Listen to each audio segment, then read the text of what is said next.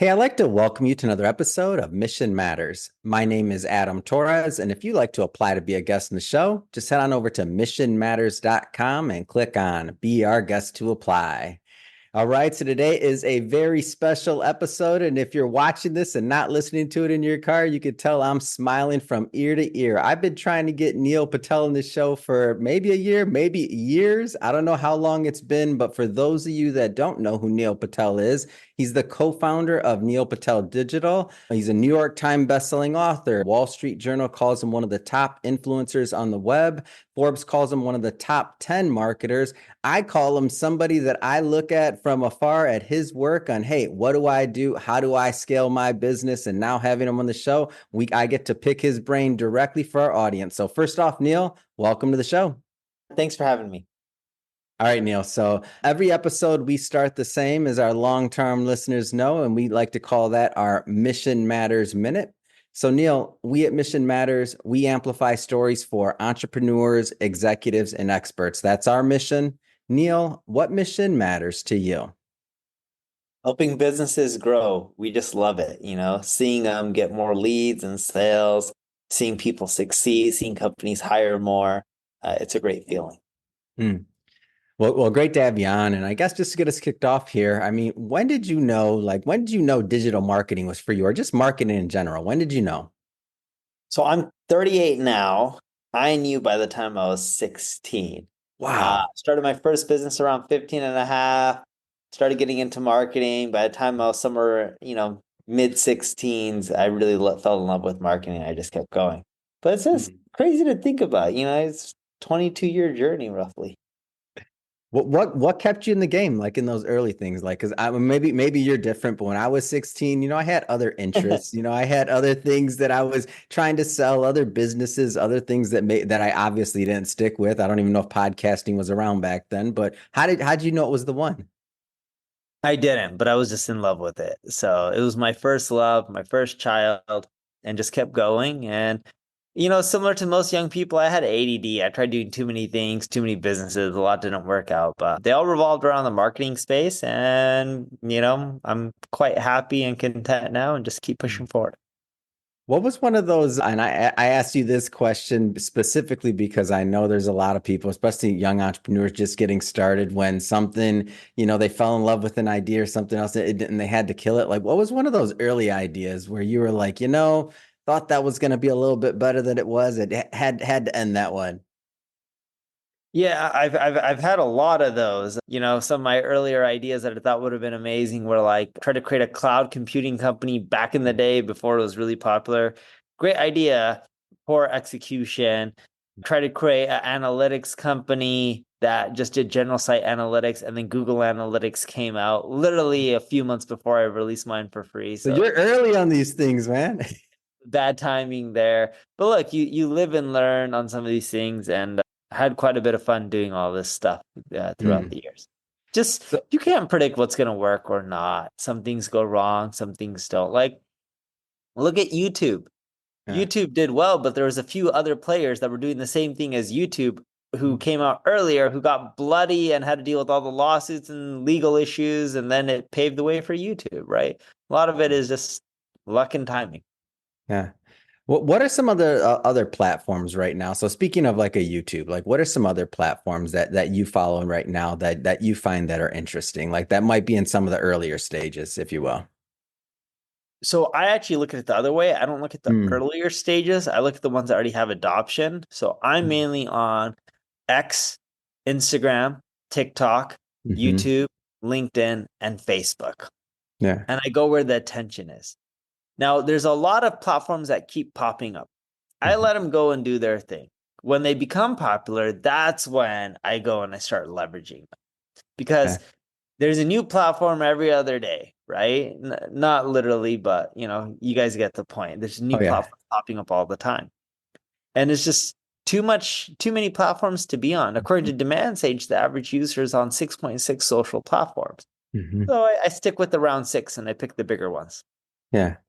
Tell us a little bit more about Neo Patel Digital. So speaking of keeping it, to the core, I know you're known for SEO. That's one of the things that I've followed you for in the past, SEO and otherwise. Tell us a little bit more about Neo Patel Digital. Sure. So NP Digital is a global ad agency. I think we're in 19-ish countries. We'll probably hit 1,000 or so employees this year, is my rough guess. Who Yeah. knows? And we help people with all their digital marketing or performance marketing, from SEO to social media organic to paid ads, both on social, as well as, cost per click ads or media buying or Google ads. We help with things like email and conversion optimization. The list goes on and on. We just gave a webinar that we're talking about personalizing people's, web pages and content and marketing so that way they can boost their conversions. Like, we help with pretty Mhm. much anything that's digital. Yeah. So, according to what I saw on LinkedIn, NP Digital, been around for let's say 7 years, maybe more. And I feel like I've been watching your work for longer than that. So maybe this particular company, I don't know, maybe I followed you on some of your earlier marketing stuff as well. And what's been very interesting for me to look from afar is to watch this company build and to watch your products and just watch your delivery. And I'm just curious from your standpoint, what are some of the keys to success or some of those things that have led you to a lot of people started at agencies, let's say 6, 7 years ago. Not all of them have grown them into what you're talking about, nor the numbers. Like, what are some of those keys to success? Personal brand helped us get off the ground quite Mm, quickly. But the biggest one was actually hiring leaders from other bigger ad agencies, like the holdcos, like the WPPs, the Dentsus, Omnicoms, mm, etc., and bringing them into the fold and having them help grow. There's people who have already done it before. If you hire them, you're much more likely to do better. yeah. Let's circle back to that concept of personal brand. You said personal brand helped you in the beginning. Like, tell me a little bit more about that. Had a following, had a blog, had a social media following, and telling people, hey, I'm open for business. I'll do your marketing for you and my team, and I will help you. Yeah. It helps generate revenue. And that was a big thing for us early on. Yeah. And And I speak. would say personal branding, you know, the first year, I think we did around 5 million in revenue, and it drove all the 5 million. I think the second year we did around, is it 16, 17, or 18 million? It was somewhere around there. And it drove 10 of that. So it wasn't too bad. And as time went on and as we grew, it's still only responsible for around $10 million of our annual revenue. But so it's not like the biggest amount, but it helped us get, a nice kickstart.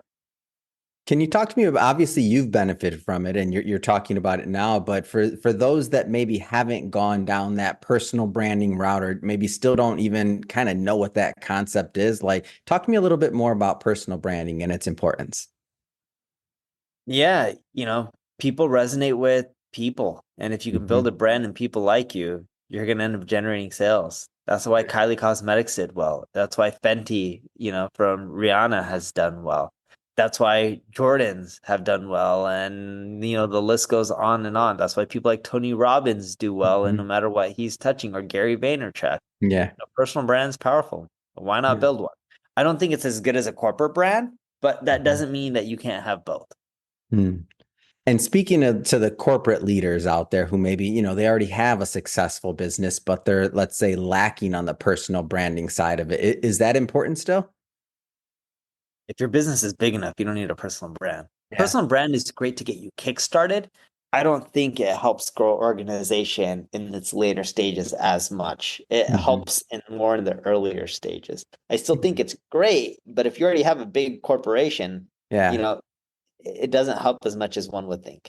Yeah. For the small business owner, what do you think there? It's definitely worth it. For a small business owner, it can help a lot. Yeah. Yeah. Because I see, when we're having these conversations about social media or otherwise, or podcasts, just a lot of different niches, and you're thinking about like getting your name out there, or even starting I mean, taking you way back when to those teenage years, maybe that's when you started your first blog or your first bit of getting Yeah. your content out there. And so when we're talking about, those small business owners that many of them that listen to this, I'm always like, you got to kind of just get started at some point with some type of content. That's my advice. I want to hear your advice. If they haven't gone down the like content creation route at all, and I'm talking specifically for the small business owner, like what are your thoughts on that? Yes, it can do wonders for you. You need to get started. And if I had to break it down, start on X first because you can test a lot of your ideas on Mm, X. If you don't have tons of followers, it's okay. Spend a little money on ads, and then take your winners from that and post them on Instagram, YouTube, LinkedIn, Facebook, TikTok, etc. But X is a good testing ground because they don't penalize you for creating a lot of crap content, Mm, while a lot of the other social networks penalize you if your content continually doesn't perform well. mm. What about LinkedIn? Like what's your thoughts on creating there? It's great. I still believe you should post on X first, figure out Yeah. your winners, and then post that on LinkedIn, YouTube, and the rest. That's what we do. It works out well. Let's get into a little bit about the content strategy and maybe even some of the SEO and how business owners should be looking at that side of things. Like many people have maybe had websites for a long time. Maybe they've tried to generate content. They haven't had any real plans on how to do this or how to deliver this. When I think about, and I don't know the numbers off the top of my head, but you're getting millions of visitors per month on your sites, yeah? Yeah. Yeah. What should people be thinking about when they think about those online assets like that? Because I feel like social media has been getting a lot of talk, a lot of like for the last, I don't know, 5 years plus. But I feel like many people are forgetting the core asset of the website. Look, I think it's no longer about a website or social media or email list. It's omni-channel. You have to pretty much Hmm. leverage all the channels. You have no choice. They say in marketing, they have something called a rule of seven. When someone sees or interacts with your brand 7+ times, they're much more likely to evangelize it, tell other people about it. To really play off that rule of seven, you got to be on multiple channels. You have to have your own website. You have to be on most of the social platforms. You have to do emails. You have to be doing SEO, maybe podcasting. The list goes on and on. If you don't, it's hard to succeed in today's world. Yeah. So Neil, I know you probably don't even get interviewed and don't get this question asked. So I'm sure you know it's coming up. Where does AI play in all this stuff? I know you already knew that was coming. Yeah, so AI right now in marketing Hmm. isn't as effective as most people think. Mm. AI, people are just overestimating AI in the short run. They think it's Yeah. a magic wand, you wave it and it solves all problems. That's not the case. Now, in the long run, I believe people are underestimating AI and it's going to do way more for you than people can even imagine or think. Mm. And my philosophy of AI is AI combined with humans in marketing can help level up your ads, your content. And we've done tests on this and studies and it's worked. But just relying on AI and clicking a button, having them do everything, we've seen it be a complete failure for most things in marketing. You need Mm. AI combined with a human. It just doesn't work that well without a human. Mm. Yeah, and the concept that I like to talk to people about is like, okay, you bought that $20 a month software, and now you pump out hundreds of, what keeps the next person from doing that, right? Like, Yeah. And then they're using, oh, AI can just create your marketing strategy. Well, it's going to create similar marketing strategies for everyone. What makes you different now? yeah. You know, AI, if you look at the quality that it's Hmm. producing, it may be like the average person out there, sometimes even subpar, but it's going to get better. Yeah. When you hire marketers or agencies or even people in an organization, you're looking for that top 1%. They're the ones who can really move the needle. Hmm. AI is going to have a hard time replicating that top 1%. Yeah. If you're So one of what? those, you're great. If you're not, you're kind of screwed. I know that sounds bad, so you better level up your game. True. What excites you right now? Like, what are the conversations that are going on over at NP Digital where you're just like, man, this is exciting. This is what keeps me in the game after all these years of marketing, digital marketing, otherwise, like this gets me fired up. Like, what's that conversation being had? It's not actually one thing, it's Mm. different experiments. So every week we try to run new experiments at our organization, Mhm. whether it's with AI or social or SEO or whatnot. And Mhm. we continually have failures when we run these experiments and we continually have wins. The wins get exciting because it allows us to figure out new ideas and strategies to Mhm. grow. Because typically you learn from your failures and you do less of that and you do more of the stuff that's working, Yeah. right? So, for example, we work with a company called UTI, University of Technical Institute. Mhm. They're college all throughout the United States. And we were leveraging AI for research for a lot of their local pages. And then, it's AI combined with humans writing a lot of the content. And we were able to get them a massive boost in organic traffic and way more Wow. leads. That was cool, right? On the flip side, we're working with a brand and personalizing a lot of their emails based on the flows and the demographics and stuff. And we're Mhm. able to get, their open rates boosted by around 14, 15%. that was Mm. cool as well. Yeah. So it's just running a lot of different experiments and testing and doing more of the winners. And for us, we get excited about that and it's fun. Yeah. Is it fair to say that testing and that like almost I won't say programmed failure, but by the definition of doing so many tests, like failing on certain things and reiterating, getting better, is that would it be safe to say like that's just part of the culture that you've built up overall? Yeah. We really encourage testing and tweaking and experimenting, not necessarily on client websites, but Of more course, so on yeah. our end. And then we leverage what's working for customers. Wonderful. Well, Neil, just want to say it's been great having you on the show today and being able to pick your brain and get a little bit of what's going on over at MP Digital. That being said, if somebody's listening to this or watching this and they want to follow up and learn more and continue to follow your journey, if they're not already following you, how do they do it? My social handles are Neil Patel. My website's neilpatel.com. My ad agency is NP Digital. Fantastic. And for everybody watching, just so you know, we'll put all the links to that in the show notes so that you can just click on the link and head right on over. And speaking of the audience, if you haven't done it yet, don't forget, hit that subscribe button. And we got many more mission-based individuals coming up on the line, and we don't want you to miss a thing. Neil, thanks again so much for coming on. Thanks for having me.